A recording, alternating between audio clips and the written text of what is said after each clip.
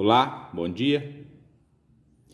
Vamos iniciar nossa primeira aula, videoaula de projeto de gotejamento. Temos aqui o exemplo de um sistema de irrigação para a cultura do tomate, que teria aí como uma média de profundidade de raiz 0,3 metros, um espaçamento de 2 por 0,5, um diâmetro molhado de 0,6, evapotranspiração de referência 4,5 milímetros por dia, um coeficiente de cultura 1,25, um fator de disponibilidade de água no solo de 0,45, capacidade de campo de 33%, ponto de murcha permanente de 10%.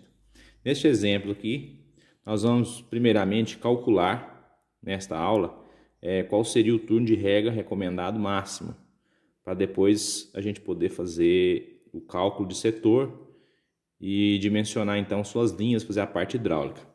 Vamos lá, essa aqui é uma das formas de fazer esse cálculo, existem outras formas, né? Como exemplo a gente vai usar essa metodologia. A gente vai corrigir o consumo de água, a evapotranspiração, pelo coeficiente de localização, que é chamado de KL, né? Como a gente já viu isso em outras aulas, o coeficiente de localização vai depender de qual fator que é maior, se é o diâmetro molhado ou a projeção da copa, né, que seria o diâmetro coberto. Aquele que for maior, a proporção que for maior, a gente vai considerar para corrigir a evapotranspiração. Bom, então a CAD, que é a nossa capacidade máxima de armazenamento de água no solo, que a gente teria aí como uso para manejo, a diferença entre a capacidade de campo e o ponto de murcha, em porcentagem em volume, 23%. Se eu considerar que o meu fator de disponibilidade de água é de 0,45, eu vou ter uma água facilmente disponível de 10,35. Ou seja, eu estou usando 45% da minha CAD para efeito de manejo de irrigação. Máximo, né? É claro que esses 10% eu posso usar uma proporção menor, mas isso é manejo. Por enquanto, a gente apenas está com o objetivo de encontrar qual que seria a condição máxima para depois a gente criar o projeto. O manejo é um ajuste que é feito dia a dia no futuro, né? Então, primeiramente, esses dados vão ser utilizados para efeito de projeto. A gente vai converter, então, essa porcentagem de água facilmente disponível em litros por planta. Como que a gente faz isso? Eu vou pegar a água facilmente disponível, que é 10,35, vou dividir por 100, para me achar a fração, né, que vai dar 0,10. E vou multiplicar pelo volume explorado pelas raízes da planta. O volume explorado pelas raízes da planta é aquela caixa, né, aquele cubo, que a gente pode imaginar que seria o cubo que a planta explora do solo. Então eu tenho que conhecer essas dimensões. Então as dimensões desta caixa nada mais é do que esse volume.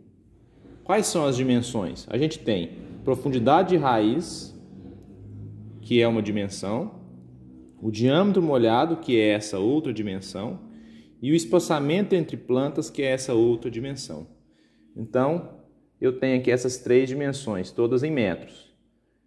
Espaçamento entre plantas, diâmetro molhado, profundidade de raiz.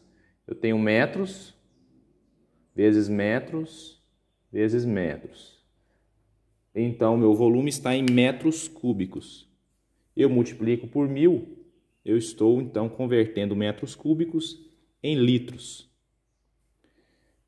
Litros por planta, porque é o volume que uma planta explora. Então, o resultado é 9,3 litros por planta. Essa é a quantidade de água que eu posso explorar máxima por planta para efeito de projeto. Então, eu não posso aplicar tipo 15 litros de uma só vez por planta, porque ela tem capacidade de explorar um volume de solo que, para efeitos de manejo, eu posso utilizar apenas 9,3 de armazenamento. Agora vamos passar para a parte de demanda. Isso aqui é o que eu vou consumir por dia, evapotranspiração de cultura. Para mim obter a evapotranspiração de cultura normalmente, eu multiplico minha evapotranspiração de referência pelo meu coeficiente de cultura. Esse é o normal para um projeto que irriga 100% da área. Como o nosso é uma irrigação localizada, eu vou corrigir essa evapotranspiração pelo coeficiente de localização. E então eu vou obter minha evapotranspiração de cultura corrigida para localização. Então eu vou pegar minha evapotranspiração de referência, multiplico pelo meu coeficiente de cultura. São informações que eu tenho que pegar em relação ao clima, estações meteorológicas, informações que eu vou buscar elas. Se eu não tiver essa estação na fazenda, eu tenho que buscar essa informação. Lembrando que é uma evapotranspiração para o período crítico. Se é um projeto, ele tem que atender a pior condição. Então, isso aqui é apenas um exemplo hipotético. O coeficiente de cultura também depende muito do manejo da cultura, como vocês já sabem, e eu posso obter em tabelas, em artigos científicos, em dados de fazendas que já fazem manejo, com experiência de consultores, né, sempre em busca dessas informações da forma mais confiável possível. E então eu vou multiplicar pelo meu KL. Essa proporção aqui nada mais é do que o meu coeficiente de localização, que é a fração de água de área molhada dividido pelo espaçamento entre linhas. Então eu vou corrigir minha evapotranspiração de cultura para o efeito de estar aplicando localizadamente. Então eu tenho aqui 1,6 milímetros por dia, 1,68 milímetros por dia. E eu vou converter então agora essa demanda para litros por planta por dia. Uma das formas de fazer isso é pegar o consumo em milímetros, que nada mais é que litros por metro quadrado, multiplicar por 10.000, que é a quantidade de metros quadrados em 1 hectare, e dividir pelo número de plantas que eu tenho em 1 hectare. Aqui é uma coincidência que deu 10.000 em cima e embaixo, mas isso pode ser qualquer valor dependendo da cultura que a gente está trabalhando. Então aqui embaixo é o número de plantas por hectare.